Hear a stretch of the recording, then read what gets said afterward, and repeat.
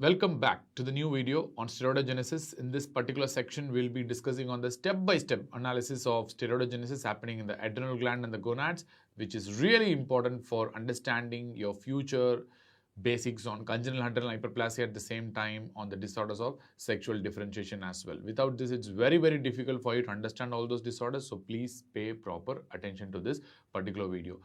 At the same time, we'll also be discussing on the effects of cortisol and aldosterone also in this particular video, because these are also important for your future understanding of Cushing syndrome as well as adrenal insufficiency.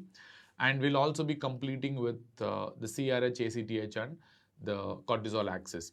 So before going into the details of steroidogenesis, we know what are the two organs that really are important for steroidogenesis, that is the adrenal glands and the gonads. So even though the peripheral organs do convert these androgens to estrogens and estrogens to androgens, but they don't really take part in steroidogenesis as such. So there are two types of hormones whenever you think about steroidogenesis. One group of hormones are called as P450 group of hormones, and the second one are called as hydroxysteroid dehydrogenase group of hormones. Remember, the P450 group of hormones do contain heme group with them, whereas hydroxysteroid dehydrogenase group of enzymes do not have a heme group, and that is also the reason why they are named, because they absorb this light at a specific wavelength of 450 nanometer. That's why they are called as P450 group of enzymes.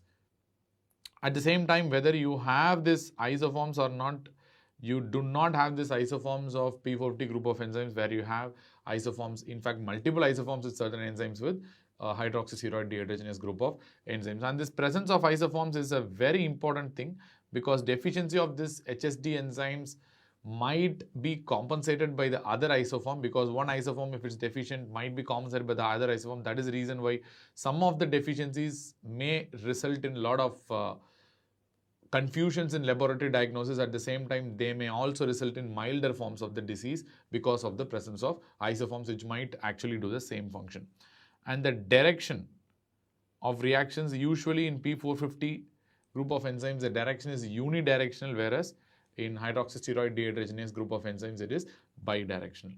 And what are the examples of P450 group of enzymes? You have your famous 21 alpha hydroxylase enzyme, which is called as CYP21A2, because it's cytochrome P450-21A2. That's how we have to call it, but simply I can call it as CYP21A2. Or your famous 11 beta hydroxylase, otherwise called as CYP11B1 aldosterone synthase enzyme, called as CYP11B2. Then 17 alpha hydroxylase enzyme called as 17A1. Then you have side chain cleaving enzyme, otherwise called as CYP11A1, otherwise famously referred to as desmolase enzyme. We'll discuss in some time in detail, but now I'm just telling you the examples of these enzymes. And your aromatase enzyme also comes in this P450 group only. And what are the examples of this hydroxysteroid dehydrogenase group of enzymes? The most important example everyone knows is this 3-beta HSD enzyme. This 3-beta HSD enzyme converts this delta 5 compounds to the delta 4 compounds. Remember, these are bidirectional enzymes.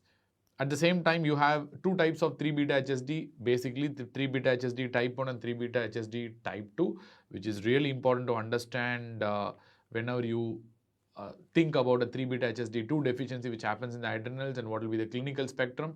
And you won't understand it right now. Once I'm starting to discuss about the diagnostic confusion, that time you will be able to comprehend what is the importance of the presence of this isoforms of 3-beta HSD.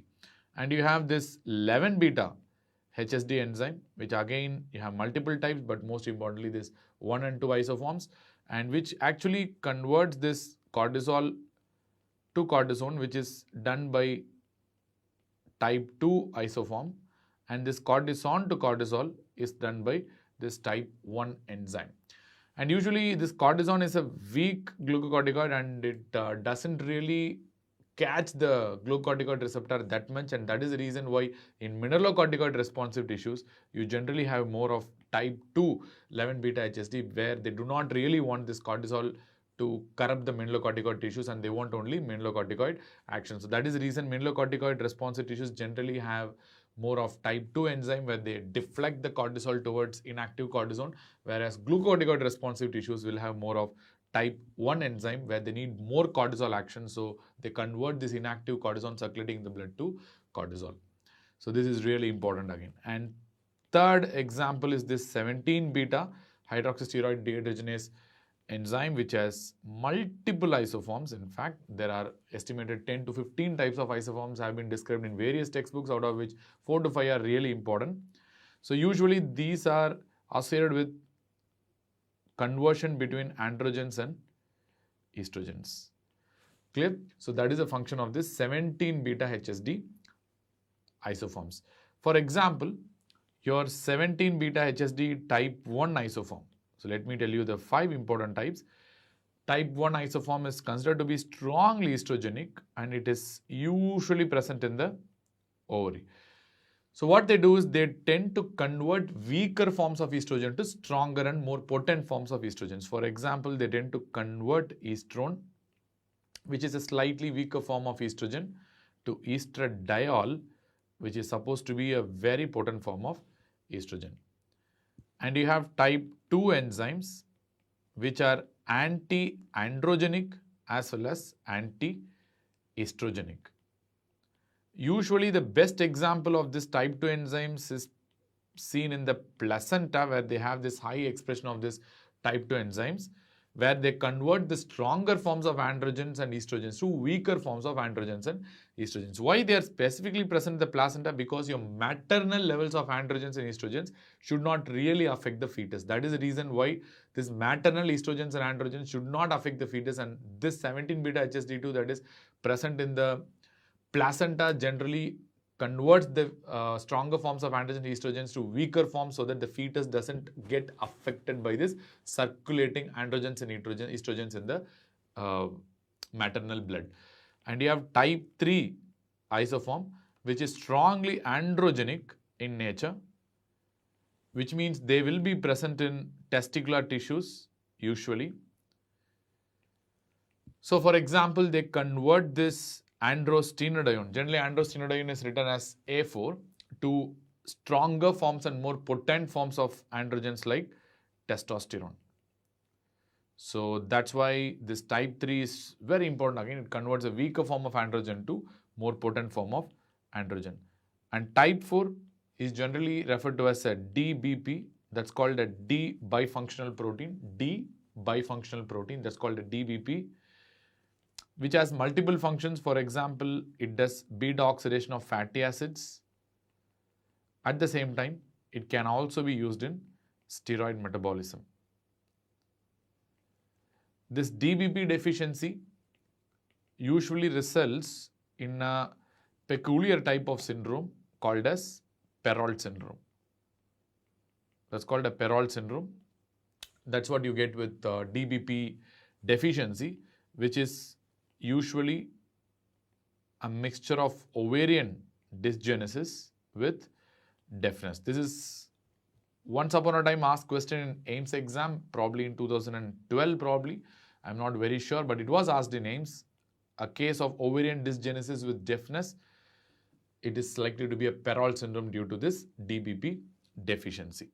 That's called a D bifunctional protein, or a type 4 17 beta hydroxysteroid dehydrogenase. And you have a type 5 enzyme which is present in small amounts in adrenals, and they are also said to be androgenic, but they are expressed in very little amounts in the adrenal gland, where they can convert this weaker forms of androgens like androstenedione to stronger forms of androgens like testosterone. It is also estimated that some amount of this type 5 enzyme is also present in the peripheral tissues, like for example in certain tissues of females, which is important for circulating androgens as well. So these are the 5 different types of your 17 beta HSD enzyme. This is which is very important for your understanding. Most important is the type 1 and type 3, which is very important, which you have to know, because these are the ones that are important for females and males respectively. Whereas type 1 is important for females because they are strongly estrogenic, and type 3 is important for males, which are strongly androgenic. Having known about the 2 major group of enzymes, that is P450 group and the hydroxysteroid dehydrogenase group, it's also important to understand there are some other side enzymes which are very important in the proper functioning of certain P450 group of enzymes.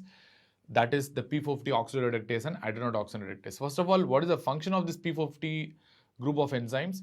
They are going to perform oxidation reduction simultaneously so that they will be transferring electrons and accepting electrons at the same time between substrates and products. So which means there are other enzymes, like for example, for proper functioning of this side chain cleaving enzyme, otherwise called as CYP11A1, otherwise referred to as desmolase, you need a very, very important enzyme called as adenotoxin reductase, which is going to perform this electron transfer function between the substrates and products from NADPH and NADP, which is of paramount importance of the proper functioning of this side chain cleaving enzyme, which means deficiency of this adenotoxin reductase also will result in features that are similar to side chain cleaving enzyme deficiency. Similarly, your proper functioning of 21 alpha hydroxylase, 17 alpha hydroxylase and aromatase enzyme will depend on a very, very important enzyme called as P450 oxidoreductase, which is very, very important for electron transferring functions of these enzymes.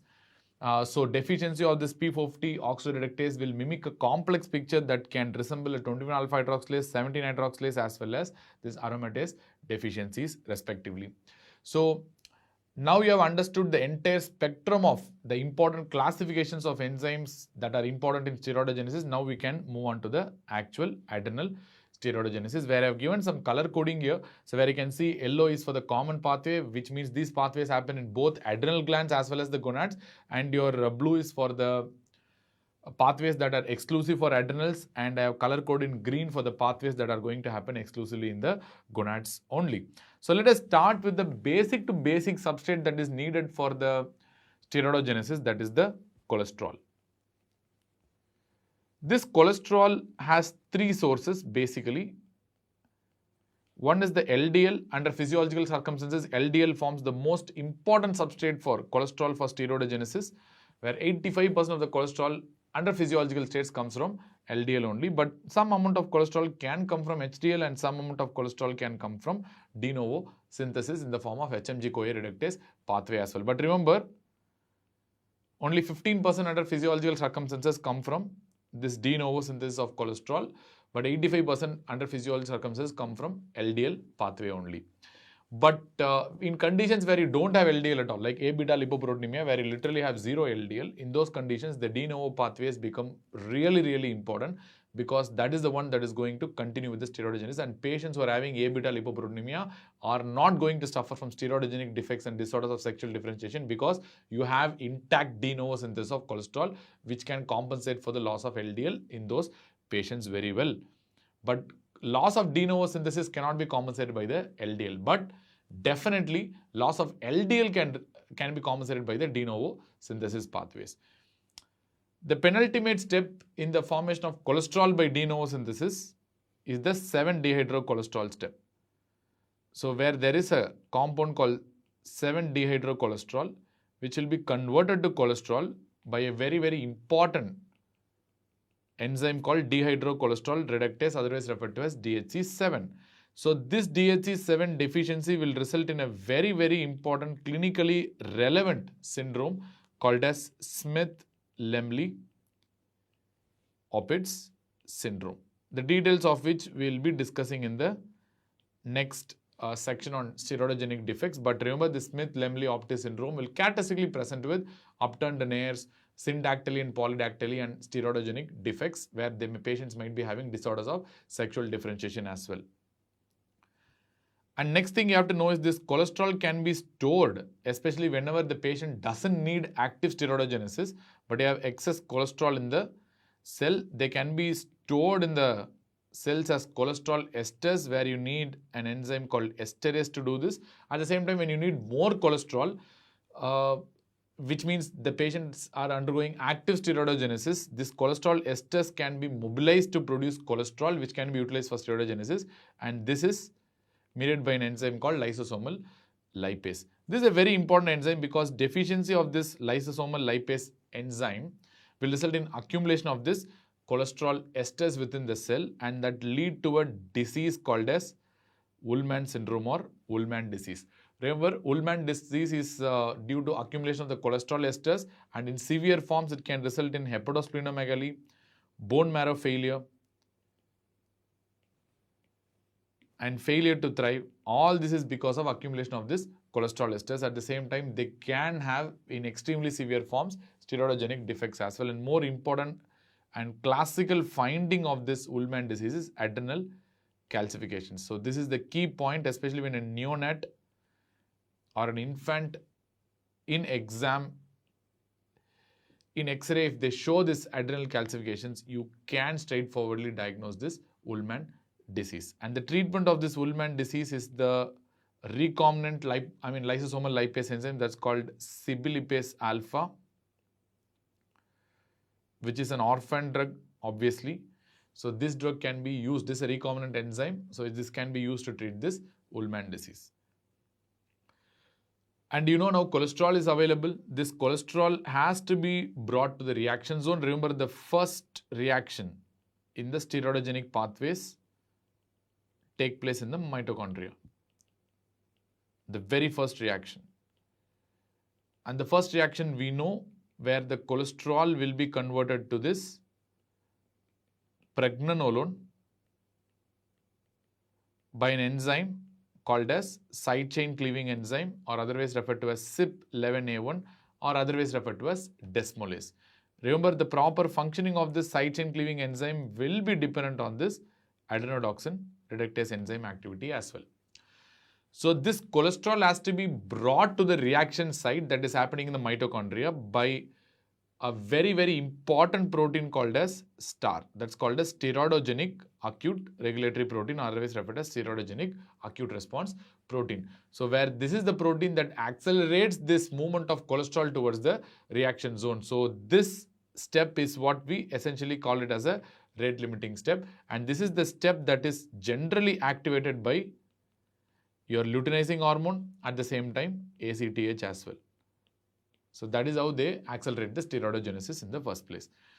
So now this pregnenolone will be further converted to something called a progesterone, which is one of the very, very important hormonal outputs from the fetal adrenal glands, is done by an enzyme called 3-beta-hydroxysteroid dehydrogenase type 2 isoform. Remember that understanding of that this is done by a type 2 isoform is again key, because there is a peripheral type 1 isoform which can help you in 3-beta-HSD2 deficiencies in converting this delta 4 compounds to delta 5 compounds to delta 4 compounds. Remember, the function of this 3-beta-HSD is converting the delta 5 compounds to delta 4 compounds, which you have already discussed in the previous slide. So now further conversion of this this progesterone and pregnenolone will be dependent on the availability of certain important enzymes like 17-hydroxylase, at the same time availability of certain very important enzymes like 21-hydroxylase enzyme. Clear? So this 17-hydroxylase enzyme will convert this pregnenolone and progesterone to 17-hydroxypregnenolone and 17-hydroxyprogesterone. Very, very important point. Clear? So 17-hydroxypregnenolone and 17-hydroxyprogesterone are formed from pregnenolone and progesterone respectively by this 17-hydroxylase activity. And the 17-hydroxypregnenolone can be converted to 17-hydroxyprogesterone by the same 3-beta-HSD2 enzyme. So on the further movement and further conversion of this 17-hydroxy compounds will be dependent on the same 17-hydroxylase enzyme, but here they will do a different function called lyase activity. And this lyase activity is the one that is triggered by LH, luteinizing hormone. So which means what lyase is going to do? This lyase is going to convert this 17-hydroxy compounds to 17 ketosteroids. So like they will produce a compound called dehydroepiandrosterone and androstenedione, and conversion of dehydroepiandrosterone to androstenedione can be partially done by this 3-beta-HSD enzyme, and the action of this 3-beta-HSD enzyme is very, very weak here. It's not very strong. So this 17 lyases conversion of dehydroepiandrosterone to and androstenedione is really, really important for the production of this androgens. Remember, this dehydroepiandrosterone and androstenedione are the ones that are famously called as 17 ketosteroids.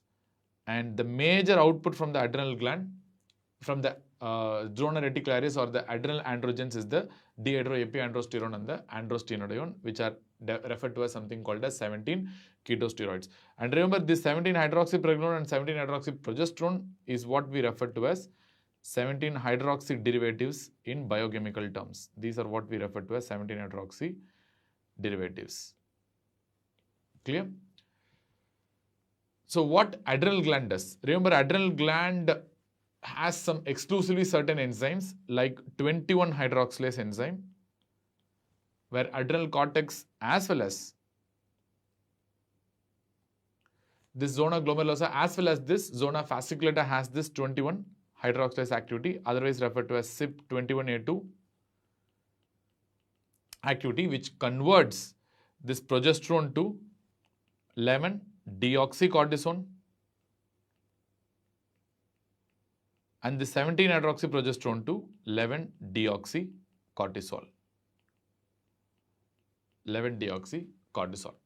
Clear? So remember, this 21-hydroxylase for that matters is an exclusive adrenal gland enzyme, which is not a part of a common pathway, at the same time which is not a part of gonads as well. And this 17-deoxycortisone will be further converted to something called corticosterone. And this corticosterone will be further converted to 18-hydroxycorticosterone. And this 18-hydroxycorticosterone will be further converted to aldosterone.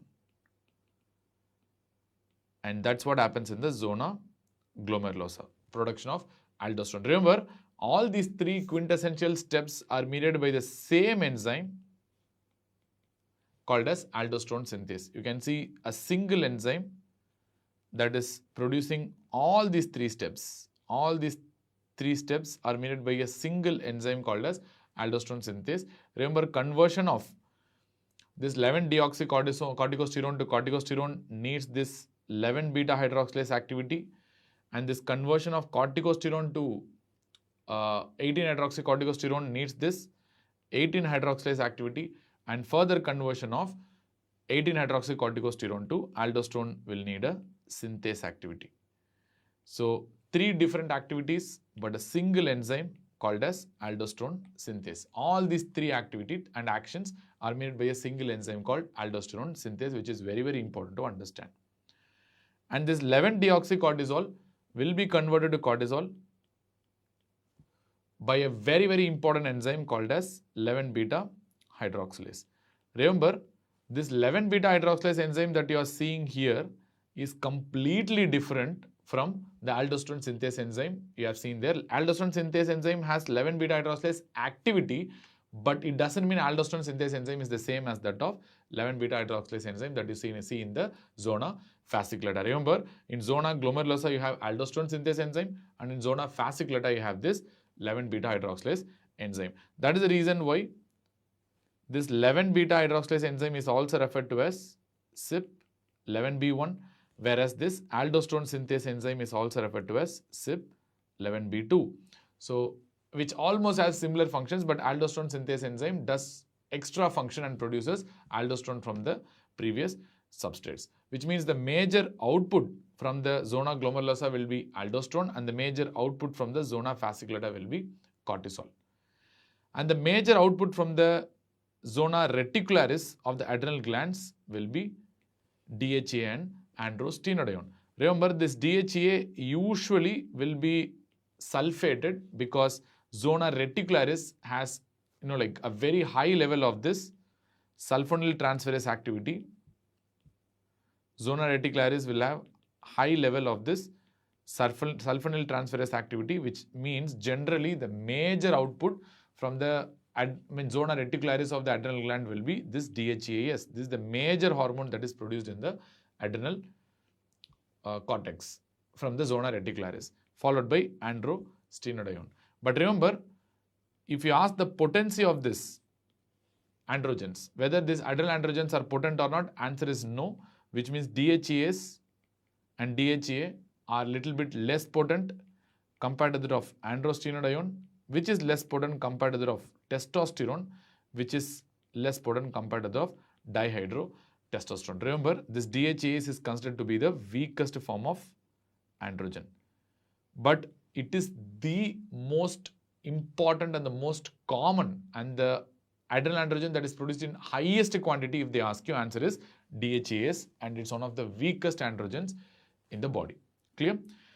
So remember, for whom these adrenal androgens are important?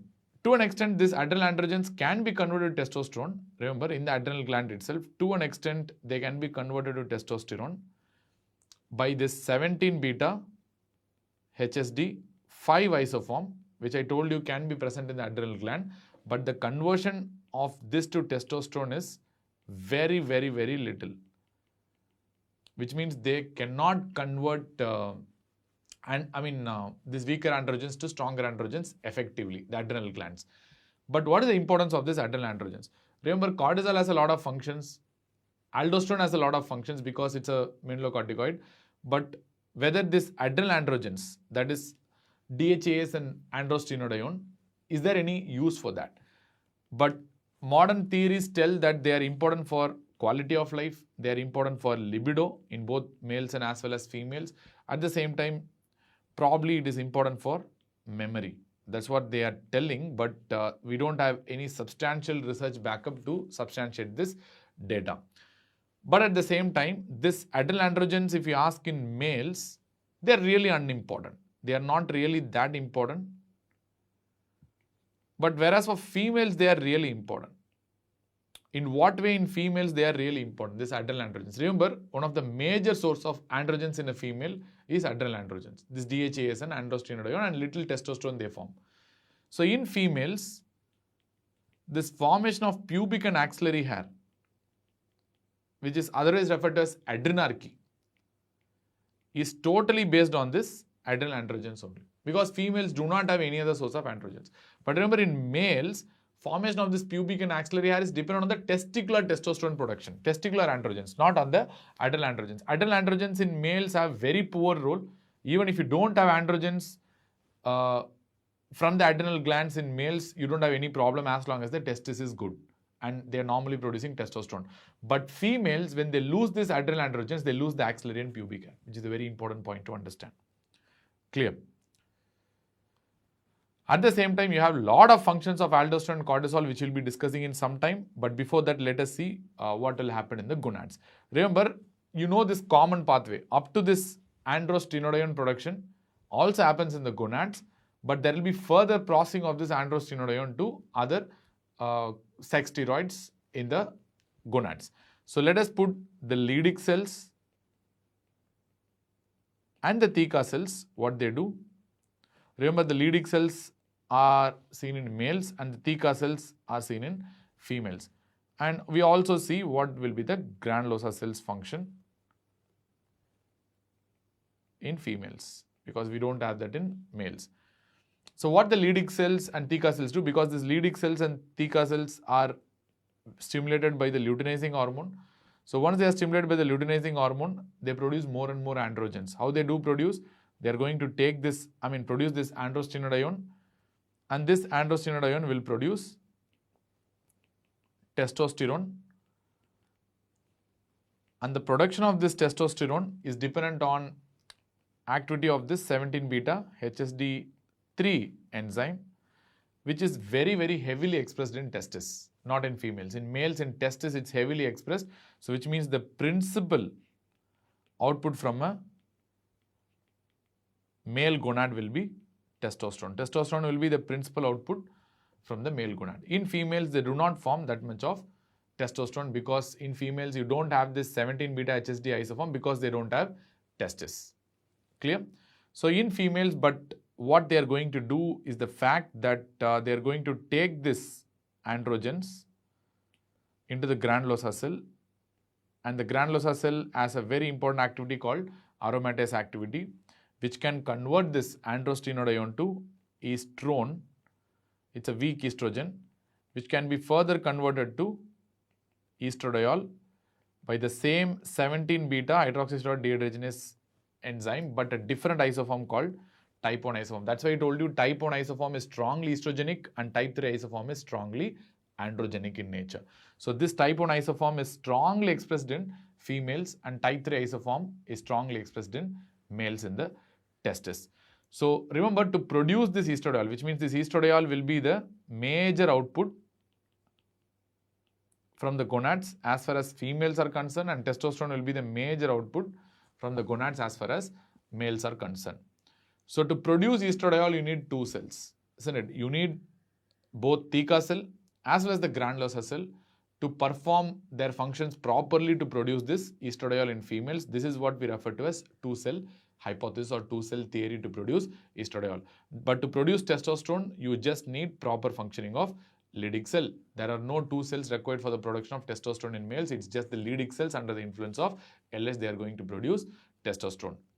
Remember, in gonads, whatever I told you in yellow, the same process happens, coupled with the fact that this lyase enzyme is strongly activated by LH, because that is really important, because this lyase activity stimulated by LH is the one that is going to produce this substrates for production of this testosterone and estrogen subsequently, and that is why LH strongly stimulates this lyase enzyme to produce this androgens DHA and A4.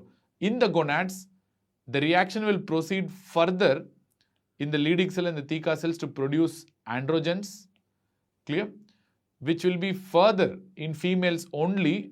In the granulosa cells, they will be converted to estrogen, that is estrone and estradiol, by aromatase activity in the granulosa cells. Remember, this aromatase activity in the granulosa cell is strongly stimulated by the follicular stimulating hormone, which I have discussed in the previous video itself. So this is what we refer to as a two-cell hypothesis or two-cell theory. This innovative color coding concept is very important, because whatever is shaded in yellow are common enzymes, which means these enzymes are important for both adrenal as well as gonadal steroidogenesis, which means if you have a problem in the star, if you have a problem in side chain cleaving enzyme, adrenodoxin reductase, problem in 3-beta-HSD2, problem in 17-hydroxylase or lyase, is going to result in problems of both adrenal as well as gonadal steroidogenesis, because these are common enzymes for both. But whereas problems with 21-hydroxylase or problems with 11-beta-hydroxylase or problem with aldosterone synthase will result only in problems with adrenal steroidogenesis, but the gonadal steroidogenesis will be completely normal. But similarly, problems with enzymes like 17-beta-hydroxylate dehydrogenase 3 in this matter will result only in problems with gonadal steroidogenesis, but you don't have any problems associated with adrenal steroidogenesis, because this 17-beta-HSD3 enzyme is associated only with gonadal testosterone production. It is not associated with any adrenal steroidogenesis at all. So that's why this concept is very important to understand. And similarly, this aromatase activity that you are seeing here is not only present in the granulosa cells of the ovary, it is also present in many peripheral organs. That's called peripheral conversion of androgens to estrogens, and this is seen in many tissues like adipocytes, growth plates, where it plays a vital role in the growth of children, including males, the local estrogen production in the growth plates, bones, brain, as well as the prostate. Whereas excessive estrogen production by aromatization in the prostate is thought to be one of the key reasons for production of benign prostatic hyperplasia, apart from this excessive 5-alpha reductase activity causing excessive dihydrotestosterone.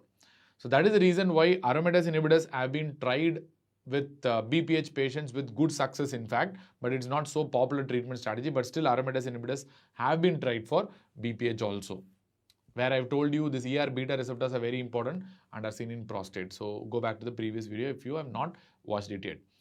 So final nutshell, what I want to tell. So remember, this androgens and estrogens are present in both males as well as females. It's not like androgens are seen only in males and estrogens are seen only in females. Remember, the major source of androgens in males is the testis, testicular androgens. Testis is the factories of androgens as far as males are concerned, and all the male characteristics, in summary, all the male characteristics what you see in the males are due to testicular androgens, no doubt about that. And the main reason for estrogen in males are the peripheral conversion with the tissues which I have described already. peripheral conversion to estrogens is the major source of estrogen as far as males are concerned. Remember, but the secondary sexual characters, whatever secondary sexual characters you see in the males is due to testicular androgens only. Adrenal androgens are not important for the production of secondary sexual characters as far as males are concerned. In females, the most important source of estrogens we know is the ovary. Ovary is the most important source of estrogen, but some amount of estrogens are coming from peripheral conversion also. But the most important source is the ovaries, where ovaries act as a factories of estrogen in case of females. And major source of androgens in females is the adrenal androgens. Very, very important point. Remember, these adrenal androgens are the most important in females for production of this pubic and axillary hair. Please remember the fact that these adrenal androgens are not important for pubic and axillary hair in males. But in females, this pubarchy or production of this pubic and axillary hair is totally dependent on the adrenal androgens. And the secondary sexual characters in females is based on the ovarian estrogens. But please do note the fact that pubic and axillary hair is due to adrenal androgens, but whereas in males, the pubic and axillary hair is also due to testicular androgen production only. Which means if you don't have adrenal androgens, males will not have any problem as long as the testis produces testosterone normally. In females, if you don't have adrenal androgens properly, they will result in excessive pubic and axillary hair. Clear? At least at puberty. And finally, we also know the fact that these are steroid hormones and they are generally carried by some carrier proteins. Even though some will be in free form, obviously there is no doubt about that, but some will be carried in carrier proteins also. So what is the major carrier protein for aldosterone? It's the albumin that's going to be the major carrier protein as far as aldosterone is concerned, where around 50 to 60% of aldosterone is carried by albumin only. And a lot of aldosterone is in the free form. Almost 43% of aldosterone is in the free form, which is actually physiologically active. And some is bound to the cortisol binding globulin also, like minimal amount, like 7%. Free form is the physiologically active form. Bound forms are not physiologically active. We know that already. At the same time, cortisol, majority of the cortisol is bound in the form of cortisol binding globulin. Almost 75% of the cortisol is bound with CBG, which is the major carrier protein for cortisol. And approximately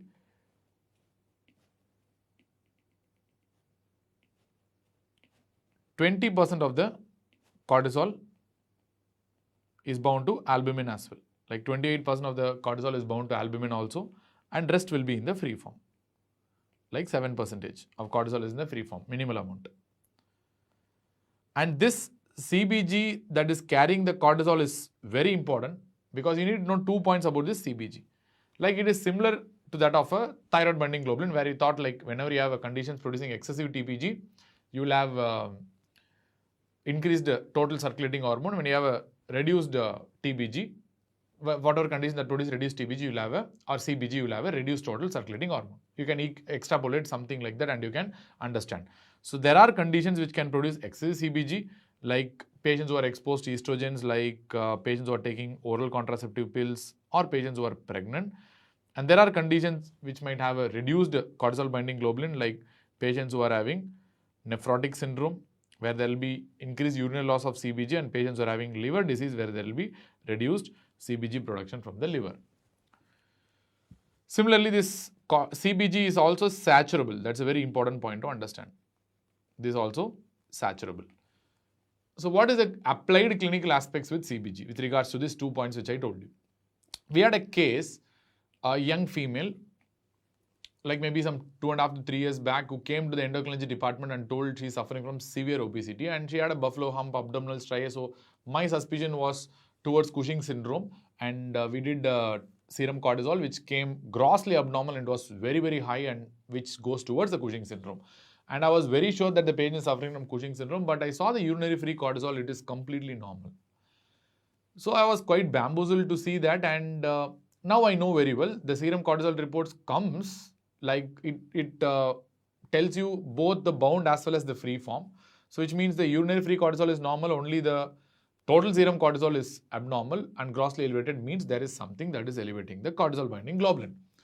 So I was really surprised to know that the patient didn't give any history at all, but still the reports are like the CBG is high because of the total serum cortisol is high. So then on further probing, the lady clearly agreed to the fact that she has been in fact considerably using oral contraceptive pills for the last so many years, and she purposefully hid that information. I don't know why she hid that information to me, and it was prescribed by a gynecologist for a possible polycystic ovarian syndrome.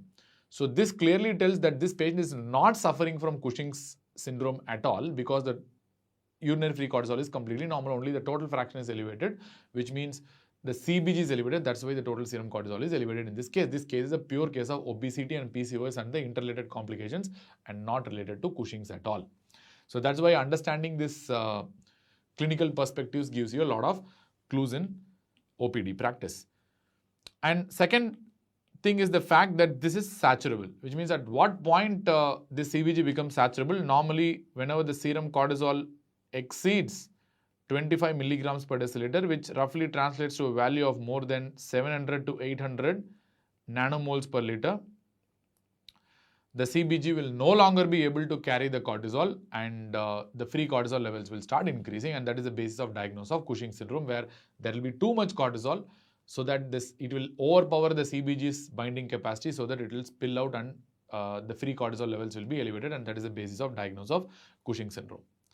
And what about the adrenal androgens? We saw the functions of adrenal androgens, which are doubtful, but still adrenal androgens predominantly are circulating in the form of bound with albumin, where 90% of the adrenal androgens are bound with albumin, and there are some amount which are free, like for example 7% is in the free form, and there are some amount which is bound to sex hormone binding globulin, also approximately 3%. And what about testosterone? Testosterone, majority of them are bound to the famous sex hormone binding globulin, that is around 65%, and approximately 33% is bound with albumin, and there are some free form of testosterone as well, where 1 to 2% will be circulating in the free form. And estradiol, majority of them will be bound to albumin, like around 50% will be bound to albumin, but a significant fraction is bound to sex hormone binding globulin also, like 40 to 45% is bound to sex hormone binding globulin as well, and remaining will be in the free form, like 1 to 2% once again will be in the free form, which is highly variable, but still I have told you a common number between them. And it's also worth noting the fact that progesterone will not bind to sex hormone binding globulin. Majority of the progesterone will be in the free form, and some will be bound to the albumin, but they will not bind to sex hormone binding globulin. And you know the number values for androgens. Remember, this DHA and A4 are called as 17 ketosteroids, but still they are C19 compounds, which means all androgens are C19, 19 carbon molecules. And this testosterone is also C19. Dihydrotestosterone is also C19. And all the estrogens are C18 compounds. Estradiol is C18, estrone is C18. All these are C18 compounds. Similarly, your progesterone, cortisol, aldosterone, all these things are C21 compounds. So these are some of the important numbers that you have to know. And now let us see how mineralocorticoids as well as glucocorticoids act in special tissues, like which are responding to them specially, but they don't cross-react. But there is a danger of cross-reaction. So which generally cross-reacts? Because there is a danger of cortisol cross-reaction, because amount of cortisol that is produced is too much physiologically. Like there are 10 to 100 times more cortisol molecules compared to that of aldosterone. 10 to 100 times more cortisol compared to that of aldosterone, which means cortisol clearly overpowers aldosterone even physiologically. So how will you sort out this problem? Because there are two types of receptors, mineralocorticoid receptors as well as glucocorticoid receptors. Cortisol generally binds with glucocorticoid receptors. Aldosterone generally binds with mineralocorticoid receptors. But cortisol also has affinity for mineralocorticoid receptors, which means physiologically itself there is extremely high levels of cortisol, which means there is a danger that this cortisol might overpower this aldosterone and displace aldosterone from the mineralocorticoid receptors and bind to the mineralocorticoid receptors, and they can cause mineralocorticoid excess like state, because cortisol is so much, and if they all bind to the mineralocorticoid receptor, you will result in a mineralocorticoid excess-like state and aldosterone excess-like state. To avoid that, how our cells have mechanisms. That's what we're going to see now, which is very crucial in understanding certain disorders. Let us see. First, we know there is cortisol, which acts typically on the glucocorticoid responsive tissues like liver. Liver is the best example of glucocorticoid responsive tissue. And we have aldosterone, which acts on mineralocorticoid responsive tissues, like the best example is going to be the kidney. Other examples like colon, and we have sweat glands as well. These are some of the best examples for mineralocorticoid responsive tissues. How the steroid hormones generally modulate the expression of the cell?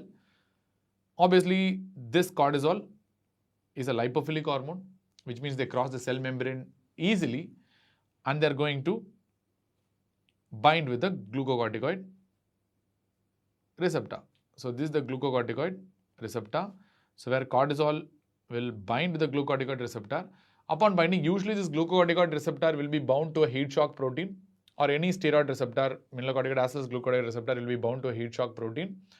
And once this cortisol or any steroid binds with this receptor, this heat shock protein will be released, and now the steroid hormone and the receptor complex will dissociate and move to the nucleus, where they'll be binding with certain DNA regions and genes, so that they will modulate the genetic expression in the nucleus.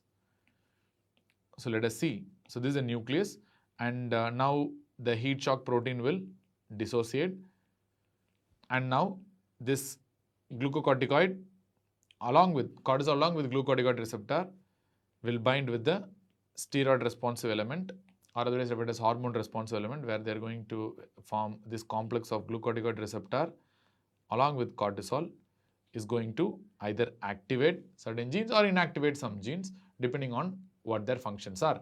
So which means they are going to modulate the expression of genes. Finally, the proteins that are concerned with that particular genetic modulation will also be varying, called as differential expression of proteins. Similarly, aldosterone is also going to work in a very similar way.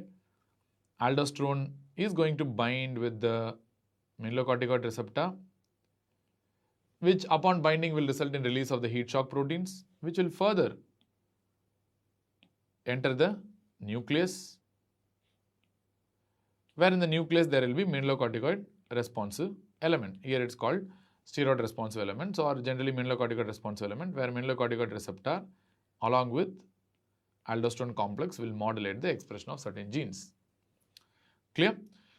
So now I told you very clearly that this cortisol is always in excess, like 10 to 100 times more, even under physiological circumstances, compared to that of aldosterone. So this cortisol poses always one imminent danger that they can enter the mineralocorticoid responsive tissues and they can bind to the mineralocorticoid receptor. So which means cortisol do have some affinity for the mineralocorticoid receptor, because the sheer in high level of cortisol that is circulating physiologically, there is a danger that this cortisol can displace the mineralocorticoid aldosterone from the mineralocorticoid receptors, and they can bind to the mineralocorticoid receptors and they can produce hyperaldosteronism like states. To avoid that, this mineralocorticoid responsive tissues like kidney, colon and sweat glands, they do have some protective mechanism in the form of 11-beta hydroxysteroid dehydrogenase 2 enzyme. This 11-beta HSD2 enzyme is highly expressed in mineralocorticoid responsive tissues, because this will deflect this cortisol and convert this cortisol to inactive cortisone. So which means this cortisone cannot bind to the mineralocorticoid receptor, so that this is a protective mechanism from the effects of high physiological cortisol under normal circumstances by these tissues. And this cortisone, once it enters the glucocorticoid responsive tissues, where it will be acted upon by another enzyme called as 11-beta HSD1. This is the one isoform, 11-beta HSD1, where they will convert this cortisone back to cortisol. Which means now this cortisol will normally bind to the glucocorticoid receptor, where they are going to exert their action. Which means the mineralocorticoid responsive tissues will express high levels of 11-beta HSD2, which deflect the cortisol away from this mineralocorticoid receptors, and this cortisol responsive tissues or glucocorticoid responsive tissues will have more of 11-beta-HSD1 isoform, which is going to take up this cortisol and convert to cortisol, where they need more cortisol for their effective functioning. So this principle of this cortisol and cortisol shuttle using the 11-beta-HSD isoform enzymes is what we refer to as cortisol shuttle. And this is a very important way to prevent these mineralocorticoid responsive tissues from getting hyperactivated by excessive cortisol. So there can be deficiency of this 11-beta-HSD2 enzyme. So whenever you have deficiencies of this 11-beta-HSD2 enzyme, you might result in this cortisol binding more and more with the mineralocorticoid receptor, resulting in a state of mineralocorticoid excess. So this disorder is what we refer to as SAME. That's called a syndrome of apparent mineralocorticoid excess. Actually, this patient will not have excessive aldosterone, but they have the clinical features similar to that of excessive aldosterone, because this cortisol is binding with the mineralocorticoid receptor in excessive amounts, because there is no 11-beta-HSD2 enzyme to deflect the cortisol away from the mineralocorticoid receptors. So what are the functions of aldosterone? We know that they're going to produce increased sodium reabsorption causing hypertension. They're going to produce hypokalemia, and they're going to result in metabolic alkalosis as well. We know that already. It's a very simple thing. So all these things will be there in these patients, but these patients will be having low levels of aldosterone, because this excessive sodium reabsorption and hypertension by feedback, they're going to suppress the renin, aldosterone, angiotensin system. So once you have suppressed the RAS, you have low aldosterone, but you have all the features that are similar to that of excessive aldosterone. That is because the cortisol binding with the mineralocorticoid receptor, which is not inactivated by the 11-beta-HSD2 enzyme, which is deficient here. So deficiency of this 11-beta-HSD2 enzyme will result in a very peculiar situation called as syndrome of apparent mineralocorticoid excess. So this 11-beta-HSD2 deficiency can be either congenital, which is extremely rare, or it can be acquired, which is very common, for example, in patients who are having black licorice ingestion. So which you will see subsequently later on in the hyperaldosteronism section. That's called licorice poisoning. Clear? So it's just such an important entity to understand. And what are the mineralocorticoid action? The best area to understand the mineralocorticoid action will obviously be the kidneys.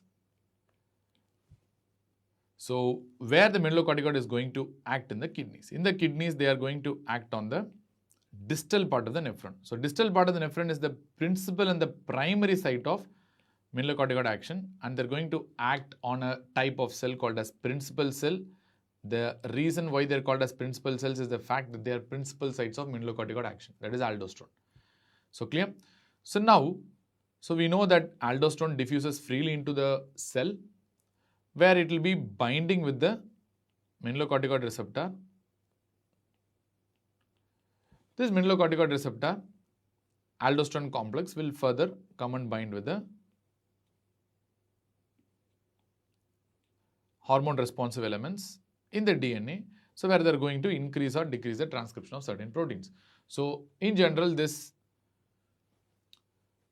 action of aldosterone on the P cells will definitely increase the production of one important type of channel, which they are increased both in number as well as function. That's called epithelial sodium channel, called as ENaC channels. At the same time, they also increase the insertion of this sodium potassium ATPase transporters. Remember, this ENaC channels are inserted on the apical side of the membrane or luminal side of the membrane, whereas this sodium potassium ATPase transporters are inserted on the basolateral aspect of the membrane. That's a very important point for the exams as well. So what this ENaC channels are going to do is they're going to reabsorb a lot of sodium, which is a natural thing. And this sodium that is reabsorbed through these ENaC channels will be put out through the sodium potassium ATPase, which also is going to bring in a lot of potassium into the cell. So, but this potassium can stay inside the cell, no problem, because cell is something like a storehouse of potassium. So they can stay inside the cell. But what the textbooks generally give is this potassium generally tends to move out of this cell and leak into the urine. So why they have to leak into the urine? They can happily stay inside the cell, isn't it? Because potassium is an intracellular solute. We know that. The reason why the potassium moves out of the cell is the fact that this movement of sodium inside through ENaC channels is going to create a strong electronegativity, which means the movement of sodium inside the cell through ENaC channels is going to create this strong electronegativity on the luminal aspect of the principal cell, which sucks the potassium out through the ROMK potassium channels. Clear? So that's the reason why the primary effect of aldosterone is excessive sodium reabsorption, which may or may not result in hypertension depending on the scenario that you're involved, but it causes excessive sodium reabsorption. But one of the important secondary effect because of this excessive sodium reabsorption is increased potassium secretion. This increased potassium secretion has its own effect because this can result in activation of this potassium H plus ATPase downstream. And even though this potassium H plus ATPase cannot compensate for the potassium loss done by this aldosterone action, but still they can do one important significant problem, that is H plus secretion as well. So this is another secondary action, that is increased H plus secretion. Clear? So which means in hyperaldosteronism, you will result in hypertension because of excess sodium reabsorption, you will result in hypokalemia and result in metabolic alkalosis. But the most important effects are hypokalemia and metabolic alkalosis rather than hypertension, because depending on the clinical context, your BP may be normal or your BP might be high, causing hypertension. So that's not the key here. So the understanding is the key here. This is how you have to understand the aldosterone action. So in the kidneys, which is a very important mineralocorticoid responsive tissue. And what are the key regulators of the steroidogenesis pathway? So I told you this star is the rate limiting step and it's regulated by both luteinizing hormone as well as ACTH. And this 17-hydroxylase enzyme, especially this lyase activity, is stimulated by this luteinizing hormone. And in the gonads, this theca cells, androgen production, and in the theca cells and the Leydig cells, this lyase activity in the theca cells and Leydig cells is stimulated by the luteinizing hormone. And your aromatase activity in the granulosa cells is stimulated by the follicular stimulating hormone. So clear? So these are some of the very important regulating things. But more importantly, you have to understand that this CYP11B2, that is your aldosterone synthase enzyme, is totally under the control of angiotensin 2 and potassium. So this is very, very, very important, which means this aldosterone synthase enzyme is primarily under the control of RAS, that is renin-angiotensin aldosterone system. Even how much ever ACTH you have, if your angiotensin 2 and potassium is suppressed, you cannot produce aldosterone. Which means indirectly I can tell the aldosterone production is purely under the control of RAS, renin-angiotensin aldosterone system, and not ACTH. But whereas cortisol production is under the control of ACTH. DHEAS and adrenal androgen production is under the control of ACTH. So indirectly I can extrapolate and tell glomerulosa is under the control of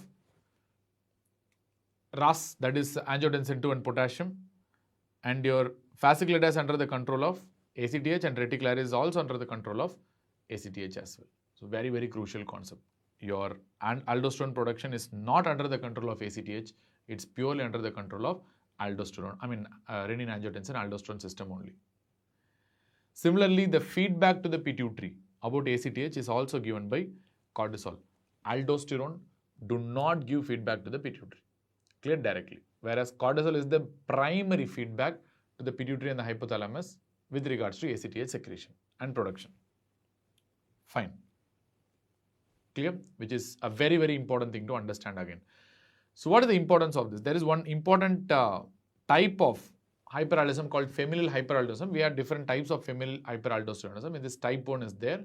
That's called glucocorticoid remediable aldosteronism, familial hyperaldosteronism. So what do you mean by that? So clearly I told you this aldosterone synthase enzyme is completely different from this 11-beta hydroxylase enzyme. So sometimes there are some mutations which can result in chimeric gene. I will be explaining in detail, but there is formation of chimeric gene. So what do you mean by chimeric gene? So this is produced usually due to unequal crossing over. That's usually produced due to unequal crossing over. So what do you mean by unequal crossing over? So you know that there are two chromosomes and there are two genes. That is, one is aldosterone synthase gene, where I can draw a promoter and a coding region. So this is for aldosterone synthase. And similarly, you have a promoter and a coding region for 11-beta hydroxylase enzyme. So you know this aldosterone synthase enzyme and 11-beta hydroxylase enzyme are 94% similar to each other. And they are placed on adjacent locations in the same chromosome. So which means there is a possibility that sometimes you might have an unequal crossing over between the two chromosomes, where there will be like unequal amount of genetic material transferred between the two chromosomes, which might ultimately result in formation of something like this. You might have a promoter of 11-beta hydroxylase enzyme, but you have a coding region of aldosterone synthase enzyme. Clear? So if you form this kind of genes because of unequal crossing over, this is what we refer to as a chimeric gene. Because of unequal crossing over, you have a promoter of 11-beta hydroxylase and coding region of aldosterone synthase, which means obviously we know this promoter of 11-beta hydroxylase will respond to ACTH, and this promoter of aldosterone synthase will respect this RAS system, that is angiotensin 2 and potassium. Now what really happens is the fact that now you have a chimeric gene which is actually going to produce aldosterone synthase enzyme, but it will be responding to ACTH because the promoter is made of 11-beta hydroxylase promoter, so which means they are going to respond to ACTH rather than angiotensin 2 and potassium, which means now your new aldosterone synthase enzyme. So this is a new aldosterone synthase enzyme from a chimeric gene. Now this aldosterone synthase becomes under the control of ACTH rather than angiotensin 2. You know very well ACTH levels are far higher compared to this renin system. Clear? So this physiologic excessive ACTH is going to result in excessive production of this aldosterone synthase enzyme, resulting in hyperaldosteronism. It's a true hyperaldosteronism where the patients will have excessive aldosterone production. That is because of the chimeric gene. Excessive aldosterone production. So this excessive aldosterone production will result in hypertension, hypokalemia, and metabolic alkalosis. And this is a true primary hyperaldosteronism, true increase in the aldosterone. It's not like syndrome of apparent mineralocorticoid excess which we saw in deficient 11-beta HSD2. It's a true hyperaldosteronism where the patient will produce truly excessive amounts of aldosterone. That is because now the aldosterone synthase enzyme is under the control of ACTH because of the unequal crossing over, where the promoter is made of 11-beta hydroxylase and the coding region is made of aldosterone synthase, where the ACTH stimulates this promoter of 11-beta hydroxylase, resulting in more production of aldosterone synthase enzyme. Clear? So this hyperaldosteronism can be easily treated with steroids. So that's why it's called a glucocorticoid remediable hyperaldosteronism. How it works? It's very simple, because this steroids is going to result in negative feedback to the pituitary. So when you give exogenous steroids, glucocorticoids like prednisolone or hydrocortisone, they're going to give feedback to the pituitary where it's going to suppress the ACTH production. Once you suppress the ACTH production, this 11-beta hydroxylase promoter will no longer become active, and you can result in the downregulation of aldosterone synthase production, resulting in decline of all these symptoms. That is why this kind of chimeric gene producing excessive aldosterone synthase, resulting in excessive aldosterone production, hyperaldosteronism, can be treated with steroids called as glucocorticoid responsive aldosteronism, or otherwise called as GRA. Usually this will come under a group of disorders called familial hyperaldosteronism. This is a type 1 familial hyperaldosteronism, which will be typically glucocorticoid responsive, and they will be having a strong family history because these are autosomal dominant disorders in the first place.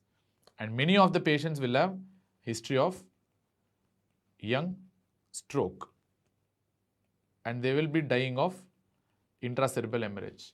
And very peculiarly, many of the patients may have normal serum potassium. Even though I told hypokalemia will be seen in these patients, many of the patients, at least at the early stages, they will be having a normokalemia. Clear? So these are two characteristic features that you have to know, which are little bit different from what you see in routine hyperaldosteronism. So that's why the family history in these patients becomes a very, very important key.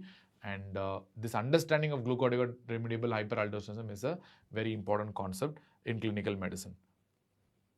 And similarly, there is another syndrome where there will be gain of function mutations of this ENaC channels. And this is also an autosomal dominant disorder, gain of function mutations of ENaC channels. This gain of function mutations of ENaC channels is what we refer to as Liddle syndrome. Here the problem is not aldosterone at all. You can clearly see the problem is not aldosterone here. Here the problem is very, very simple here. It's an excessive ENaC activity. Because of excessive ENaC activity, there will be increased sodium reabsorption. This increased sodium reabsorption will result in hypertension. This increased sodium reabsorption obviously will be coupled with excessive potassium excretion, resulting in hypokalemia, and they will be resulting in excessive H+ secretion, resulting in metabolic alkalosis. Which means you are having a picture that is very similar to what you see in hyperaldosteronism. That is hypertension, hypokalemia and metabolic alkalosis. But obviously your aldosterone levels will be low here. Why? Because this excessive sodium reabsorption will obviously downregulate the RAS system, which means your aldosterone levels will actually be low. Clear? So since your aldosterone levels are low, but the condition is mimicking hyperaldosteronic states, this is also referred to as a pseudo-hyperaldosteronic states. There are a lot of pseudo-hyperaldosteronism, but one of the types of pseudo-hyperaldosteronism is Liddle syndrome. This is due to gain of function mutation of your ENaC sodium channels. But remember the fact, they will ask you the treatment of Liddle syndrome. Treatment is very simple. You have to block the hyper-functioning ENaC channels by giving ENaC blockers like amiloride or triamterene. Amiloride is considered to be the treatment of choice for Liddle syndrome because they block the hyper-functioning ENaC channels. Treatment of GRA, the name itself tells you are going to give steroids for the treatment of GRA. You know the reason why. Similarly, how will you treat this syndrome of apparent mineralocorticoid excess? Remember, it is the cortisol that is binding in the mineralocorticoid receptor. So what you have to do, you just block the cortisol's binding with mineralocorticoid receptor by giving mineralocorticoid receptor antagonists. What are the mineralocorticoid receptor antagonists? Which block the mineralocorticoid receptor and prevents its engagement with the mineralocorticoids, or in this case cortisol for that matters. So two drugs are there. One is spironolactone and second one is eplerenone. Spironolactone and eplerenone. So these are the treatment for syndrome of apparent mineralocorticoid excess. Obviously, if you have an acquired cause like licorice poisoning, stop the patient from taking licorice. Obviously, the things will resolve. And transiently, these patients can also be treated with spironolactone and eplerenone. So, these are some of the important applied aspects which I want to discuss regarding the mineralocorticoids, but we have some cortisol actions also, which is again very important to understand. So now we are moving on to the cortisol. First, let us see the feedback regulation of cortisol, then we'll move on to the physiological effects of cortisol. Feedback, everything starts at the level of hypothalamus. In the hypothalamus, we have a very important area called paraventricular nucleus, which is going to release two important factors. One is the corticotropin releasing hormone, otherwise called as corticotropin releasing factor, which is a 41 amino acid peptide based hormone. Second one is the arginine vasopressin, otherwise referred to as ADH or simply vasopressin. So remember, this vasopressin released through this parvocellular pathway from paraventricular nucleus is different from vasopressin released in the magnocellular pathway from the supraoptic nucleus. Here, in the parvocellular pathway, you know that this vasopressin will be released at the median eminence level itself, where it will be washed out by the portal system and it will be taken to the anterior pituitary, where it will be exerting their action. Whereas this magnocellular pathway neurons directly reach the posterior pituitary, where there is no portal system involved, and the vasopressin released from the supraoptic nucleus will be directly carried away into the blood into the systemic circulation. So that is why this vasopressin is different from that vasopressin released through supraoptic nucleus and magnocellular pathway. And this AVP and CRH is going to act on the pituitary, anterior pituitary and in the corticotropes, where on the corticotropes this CRH acts on CRH receptors, which is nothing but a G stimulatory type of receptor, which is going to increase cyclic AMP, which will increase both production as well as release of this ACTH. Whereas this AVP acts on the corticotropes through V1B or otherwise referred to as V3 receptors, which are nothing but GQ type of G protein coupled receptors, which is going to increase the release of ACTH, which is fairly important as well. Remember, majority of the peptide hormones like ACTH is a peptide based hormone. So majority of the amino acid, protein and peptide based hormones are actually modulated at the level of release, not at the level of production. Whereas your steroid hormones like cortisol, aldosterone, sex hormones, all these things are modulated at the level of production itself. For example, luteinizing hormone activates star protein and it can activate the 17-hydroxylase and lyase enzyme so that they will activate the production of these hormones. But whereas protein and peptide based hormones are generally modulated at the level of release rather than production. So obviously, based on these signals, they are going to produce ACTH.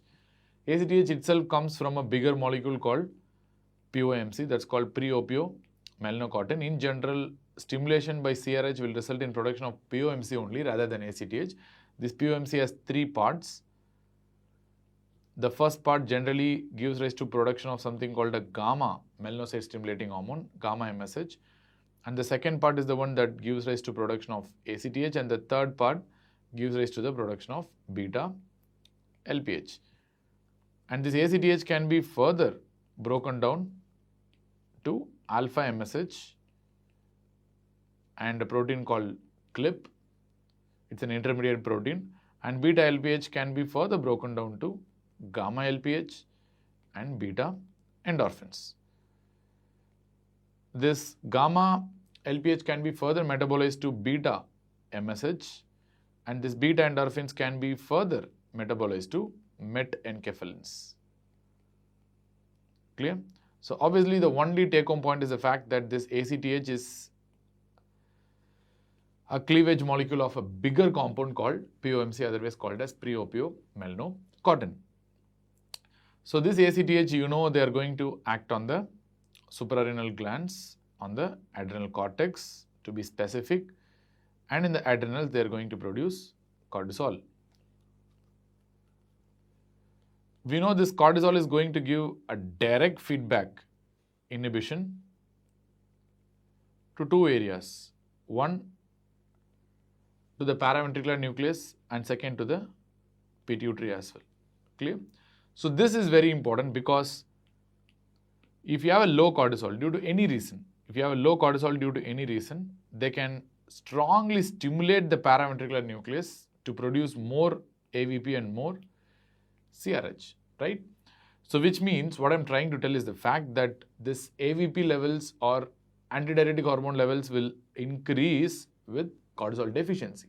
So that is the reason cortisol deficiency is one of the important causes of syndrome of inappropriate antidiuresis, or just it is going to mimic a SAEDH-like picture. So it's a very important point as well. So clear?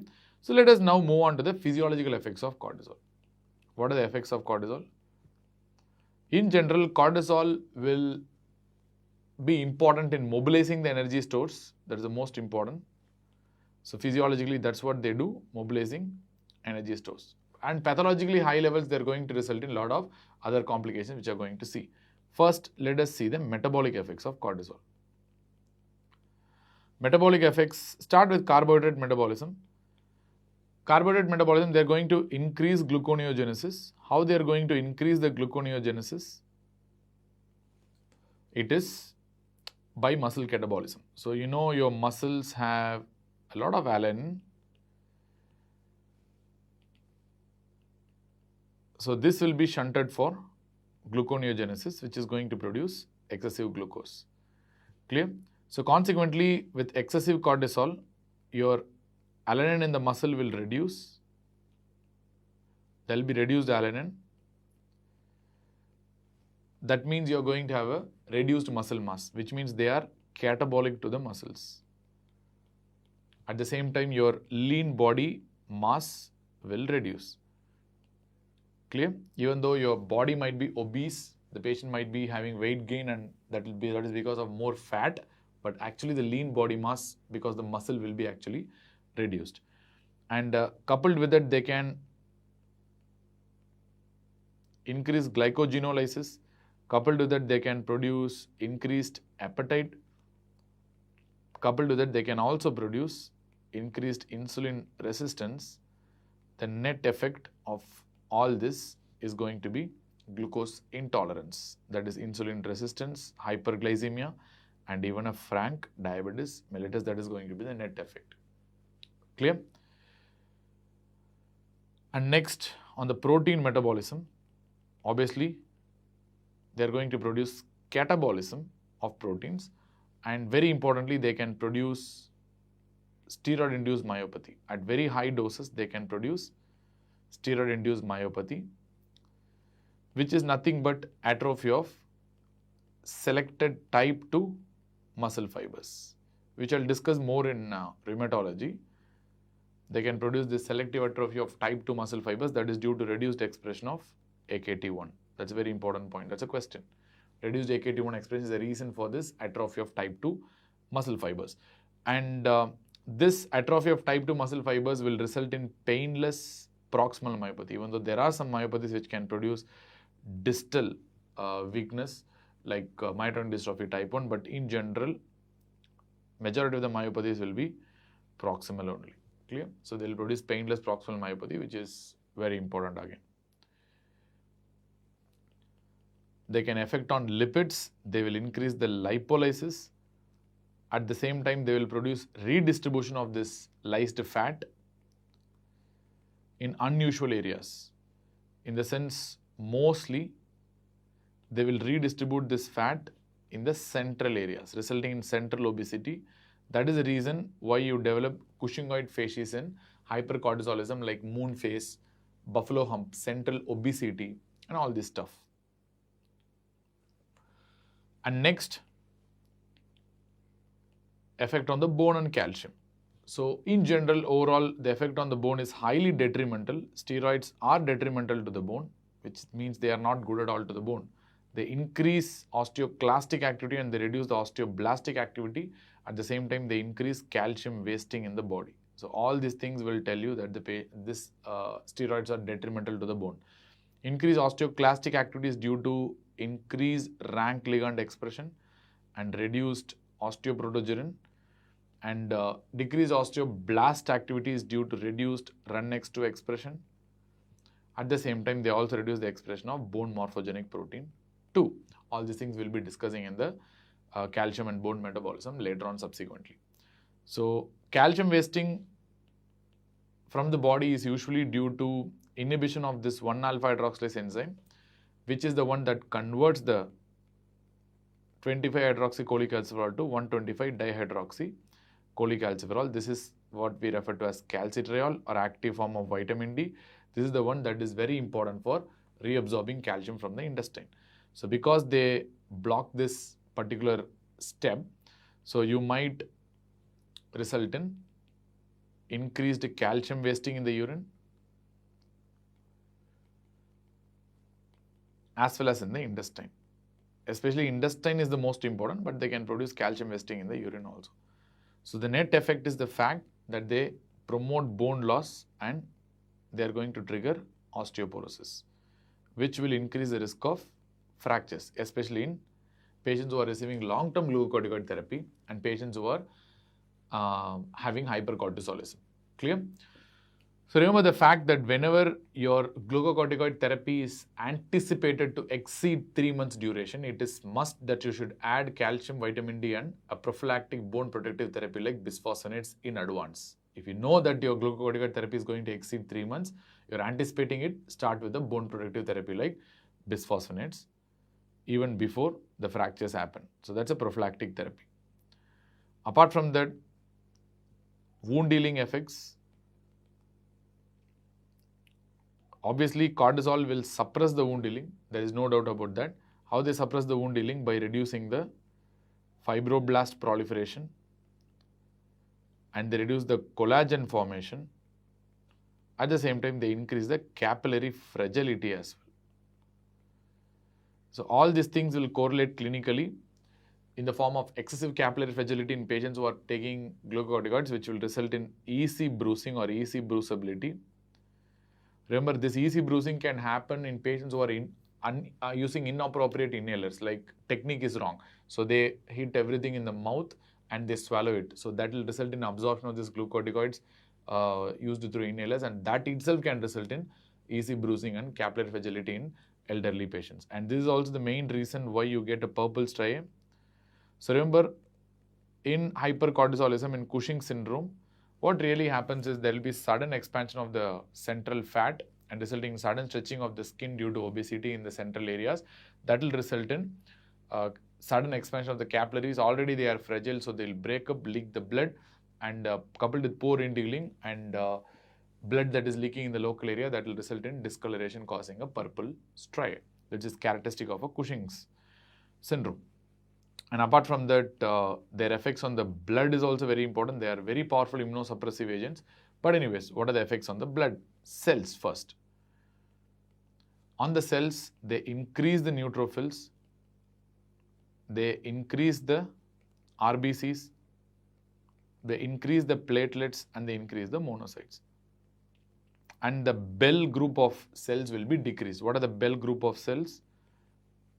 Basophils will be reduced in number, and eosinophils will be reduced in number because of cortisol action, and the lymphocytes will be reduced in number because of cortisol action.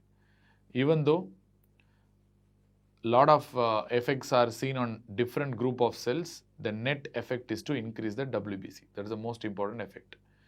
And this increase in WBC is solely due to increase in neutrophils. My question is, why the neutrophils are increased? If somebody asks you why the neutrophils are increased because of cortisol, you have to tell it is due to demargination. That is the most important mechanism. Remember, at any point of time, your neutrophil is divided into two different kinds of pools. One is the marginated pool, second is the circulating pool. 50% will be on the marginated pool and 50% will be in the circulating pool. What steroids do is they demarginate the neutrophils from the marginating pool to enter the circulating pool. So which means when you take the blood from that patient, it will appear as if more neutrophils are there. It is nothing, it's not due to excessive production, it's just that marginated pool is coming into the circulating pool. Remember, even though it is having high WBC after a steroid, actually paradoxically the patient is having low immunity because neutrophils has to marginate to produce an inflammatory response. If they cannot marginate because of steroids, how can they produce inflammation and fight against an infection? So that is the reason, even though this increased WBC is seen, in general, they cannot fight an infection because of poor margination, and that is the reason why, one of the reasons why they are immunosuppressive in nature. That is also the reason why in hypercortisolism, like Cushing's, you will have neutrophilia, eosinopenia, and lymphopenia. Similarly, in patients who are having hypocortisolism, like adrenal insufficiency, these patients will be suffering from neutropenia, eosinophilia, and lymphocytosis. Clear? Remember, high cortisol, we don't know whether it is due to increased WBC and increased platelets, but you know very well this hypercortisolism causes flushed faces. That is probably because of erythrocytosis. At the same time, this hypercortisolism is also associated with high cardiovascular risk, and they can die with myocardial infarction. In fact, one of the most common cause of death in patients with Cushing syndrome is myocardial infarction, cardiovascular risk, and death. And they also can go for premature atherosclerosis, which is proved in multiple trials, and hypercortisolism is always associated with premature atherosclerosis as well. And there is increased DVT risk, and again this is proven in multiple trials that hypercortisolism is associated with increased DVT risk. We don't know whether it is due to high platelets and high RBCs causing hyperviscosity of the blood, but in general, hypercortisolism itself is associated with high cardiovascular risk like MI and high risk of thrombotic manifestations like deep vein thrombosis, which you have to definitely understand. And immunity wise, they are going to suppress the immunity because they inhibit both the T cell as well as the B cell responses, and they can inhibit cytokine production as well as release, especially acute phase cytokines like IL-1, IL-2, IL-6, TNF-alpha. They can inhibit the production as well as release. And they reduce the mast cell activation. By virtue of that, they reduce the histamine release. Because of that, they can be used in allergic reactions as well. Clear? They are very powerful immunosuppressive agents. And next we have is the permissive action of cortisol. So we are not going to discuss much about this permissive action of cortisol because we know for the catecholamines to work properly, you need this intracellular cortisol. At the same time, the catecholamine formation itself is dependent on cortisol, right? So the PNMT enzyme in the adrenal gland is dependent on cortisol. So without cortisol, PNMT enzyme will be inactive and you cannot produce adrenaline, that catecholamine surge, and patient will go for shock and hypotension in cortisol deficiency. So they cannot fight the stress. Apart from that, you have some effects on the central nervous system also. In the CNS, cortisol is known to produce mood alterations and irritability. And this will translate clinically to psychosis after starting with steroids. After starting with even a single shot of steroids, patient can go for psychosis, especially you see it in the ICU. And the gastrointestinal tract, so they produce increased acid secretion. Because of that, they are prone for ulcers. That is why glucocorticoid therapy is associated with gastric ulcers or duodenal ulcers, which can even produce a upper gastrointestinal bleed. Clear? And more importantly, I want to discuss on the withdrawal of glucocorticoids. That's more important. Remember, a patient receiving exogenous glucocorticoids. This is the pituitary, which is going to produce ACTH, which is going to produce cortisol from the adrenal glands. And the pituitary produces ACTH in response to CRH, corticotropin releasing hormone, from the hypothalamus. We know very well whenever the patient receives exogenous glucocorticoids, they are going to suppress the hypothalamic CRH as well as they are going to suppress the pituitary ACTH, which means their cortisol levels, endogenous cortisol levels also will be low. But the patient's bodily functions and day-to-day functions will be maintained by this exogenous glucocorticoid. So no problem. But suddenly if you stop this exogenous glucocorticoids when the patient is receiving for a long time, it might result in acute adrenal insufficiency. And by far this is the most common cause of adrenal insufficiency in the world. Very, very important. The reason is the fact that the pituitary will take some time to escape from this inhibitory effect of exogenous glucocorticoid. So immediately if you stop, suddenly the pituitary might not recover in that short span of time, resulting in acute cortisol and adrenal insufficiency, resulting in shock and hypotension and even potentially death also. So that is the reason there are separate guidelines which tell you how to stop an exogenous glucocorticoid. Remember, risk is high. So risk of acute adrenal insufficiency is very high, especially if you are taking a prednisolone equivalent. I'll tell you what I mean by prednisolone equivalent in some time. Prednisolone equivalent of more than 40 milligrams per day for at least 2 to 3 weeks.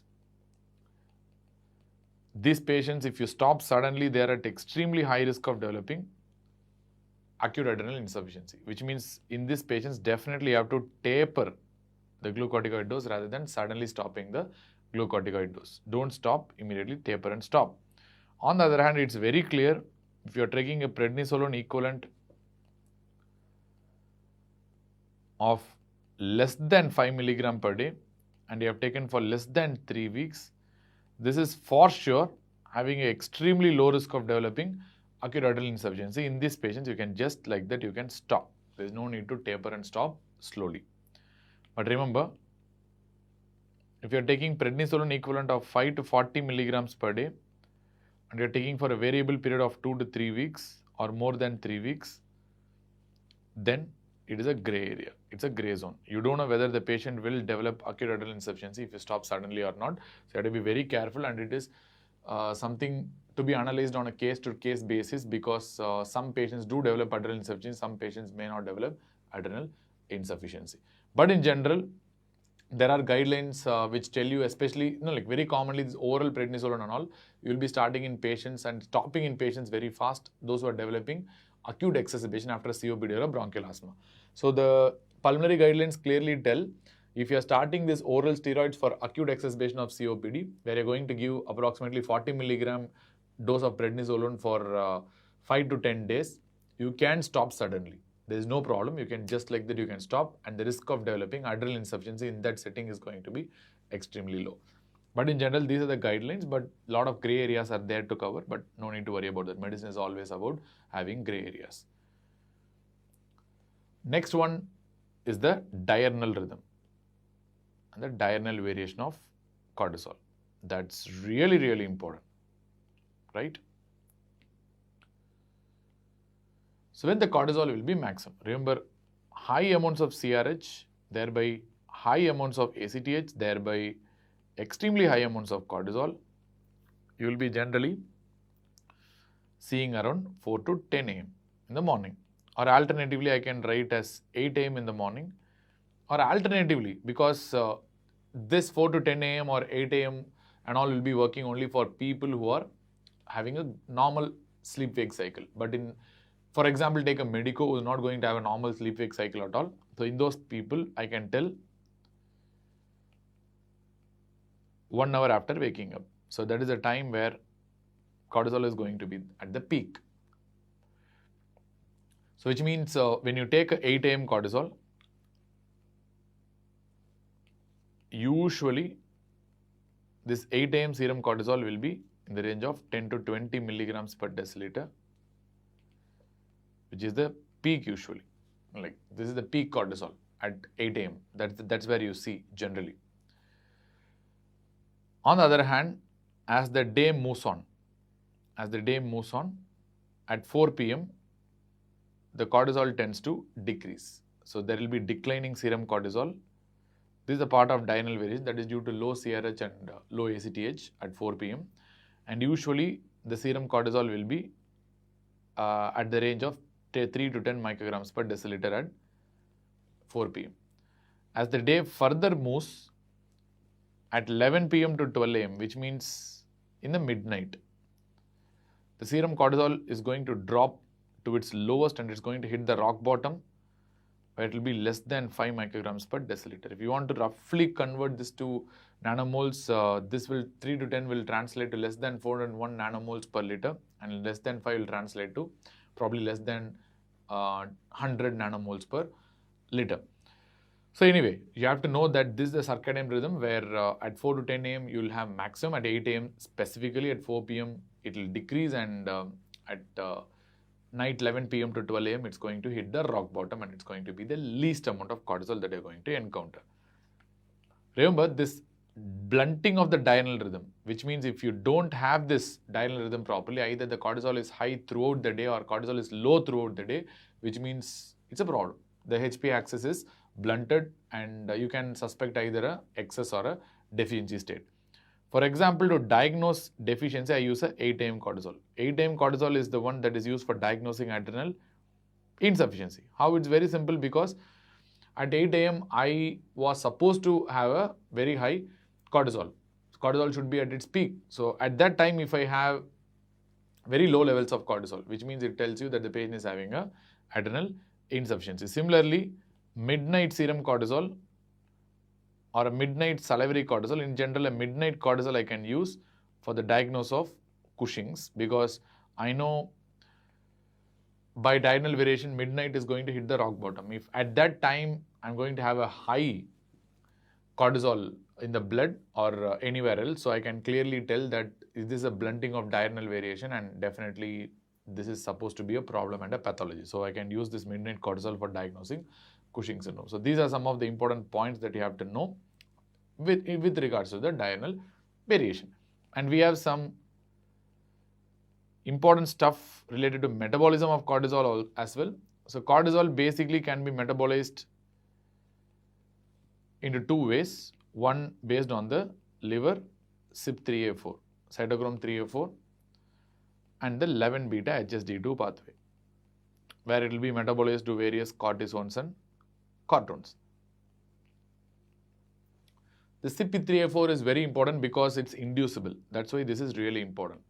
So where it will be metabolized to hydroxylated compounds and glucuronides, all these substances will be excreted in the urine. Anyways, clear? So since the CYP3A4 is inducible, which means it can be activated, or cortisol metabolism can be accelerated by a variety of drugs like rifampicin, phenytoin, phenobarbital, or carbamazepine. A lot of anti-epileptic drugs, isn't it? And this metabolism can be inhibited, which means cortisol levels will be very high because of slow metabolism. When you have drugs like voriconazole or ritonavir, it's a very powerful enzyme inhibitor, or probably having a macrolide drug like clarithromycin. Clear? Examples, that's all.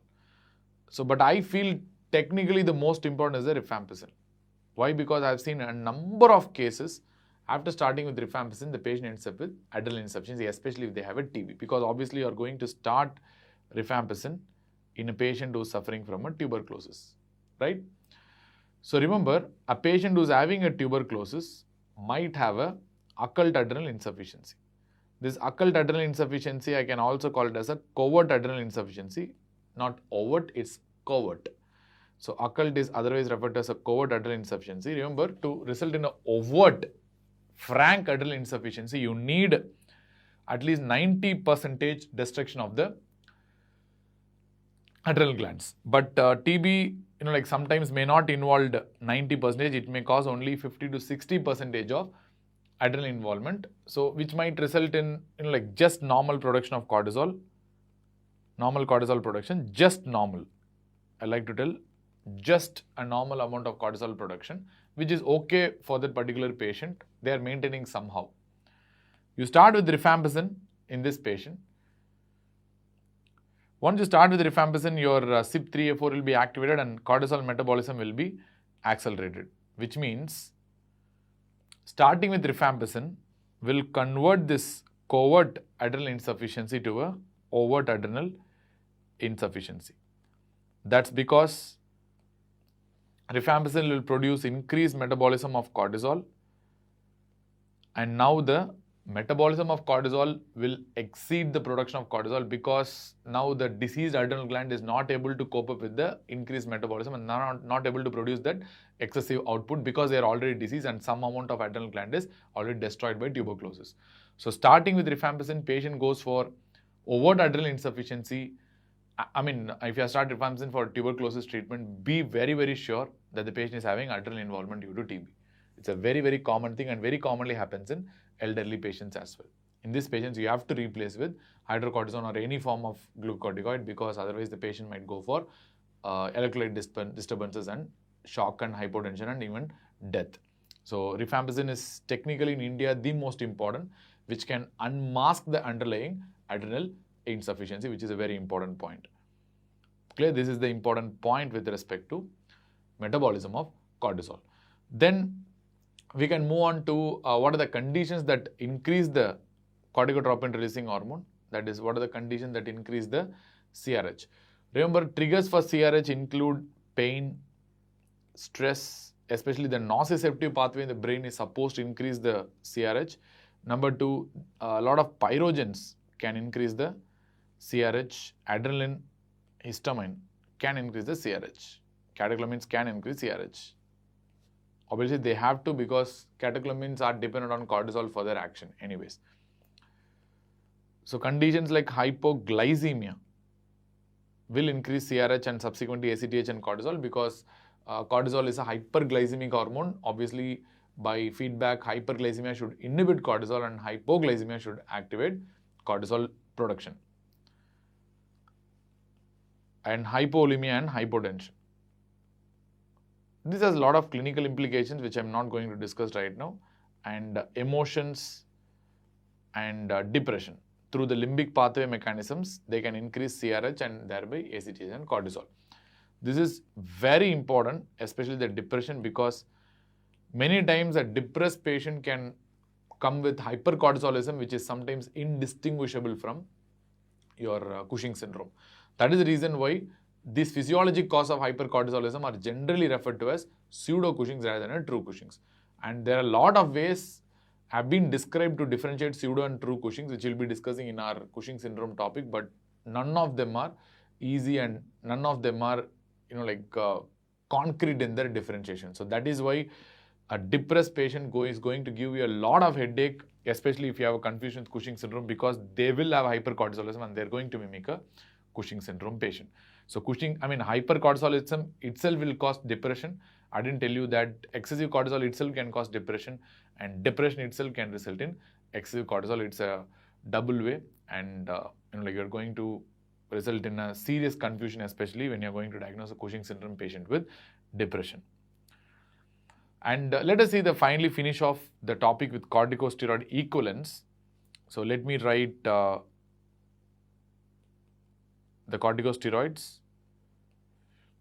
which has anti-inflammatory action. Anti-inflammatory action is a glucocorticoid effect and a mineralocorticoid effect. So what's going to be the glucocorticoid and the mineralocorticoid effect? So first one is the drugs with short duration of action. Short duration of action. So only drug that I generally want to tell is hydrocortisone.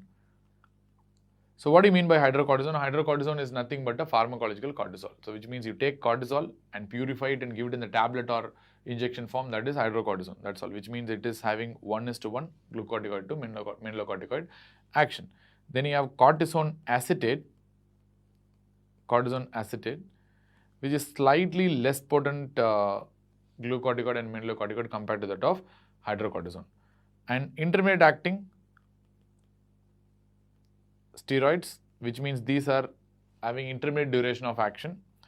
So the most important are prednisolone, methylprednisolone, and triamcinolone, which is more often used in dermatology for local skin injections. Triamcinolone.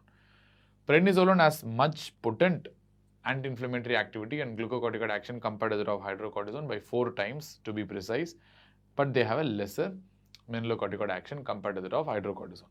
Methylprednisolone has more and more glucocorticoid and anti-inflammatory action, like 5 times compared to that of hydrocortisone, but only 0.5 times the mineralocorticoid activity compared to that of hydrocortisone.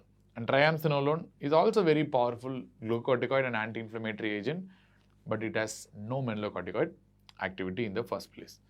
And there are some drugs which have longer duration of action and they are long acting, like dexamethasone, which is considered to be the most powerful anti-inflammatory and glucocorticoid, 30 times more potent than hydrocortisone and almost 7.5 to 8 times more potent than prednisolone itself.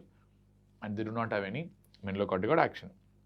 And you have betamethasone, which is commonly used for fetal lung maturity, which is again a very potent anti-inflammatory and glucocorticoid, 30 times more potent than hydrocortisone, but absolutely has no mineralocorticoid action. So what are the mineralocorticoids? You have fludrocortisone.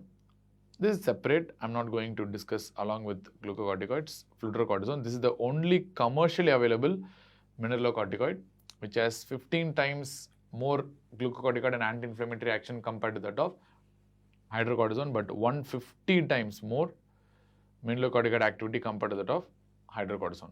But this is the only mineralocorticoid that is commercially available. And we have aldosterone. Aldosterone is not commercially available. It cannot be prepared commercially, where it has no glucocorticoid or anti-inflammatory action, but it is the most potent mineralocorticoid ever. 400 times more potent mineralocorticoid compared to that of hydrocortisone. Clear? So these are the relative potencies that you have to know. And you can see that if they ask you the most powerful mineralocorticoid, answer will be obviously aldosterone, and the most powerful glucocorticoid and anti-inflammatory agent, the answer will be dexamethasone or betamethasone.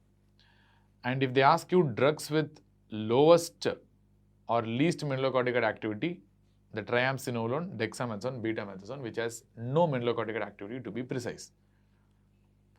And drugs with short duration of action generally work for 8 to 12 hours. And drugs with intermediate duration of action generally work for 12 to 24 hours. And drugs with longer duration of action generally work for 36 to 54 hours. And usually fludrocortisone duration of action is approximately 24 to 36 hours. And aldosterone's duration of action, I cannot really comment on it because it's more of a T-half, where the T-half of aldosterone is roughly around 20 minutes. That's all. Clear? So these are the different equivalents that you have to know, because whenever you are shifting from one steroid to another steroid, this is really important to understand. For example, if you have a 5 milligram of prednisolone, that is roughly equivalent to 25 milligram of cortisone. Right? 27 milligram of cortisone. Why? Because you know that prednisolone is 5 times more potent than cortisone. So that is the reason why 5 milligram of prednisolone is equal to 25 milligram of cortisone, which will be equivalent to approximately 20 milligram of hydrocortisone. Right?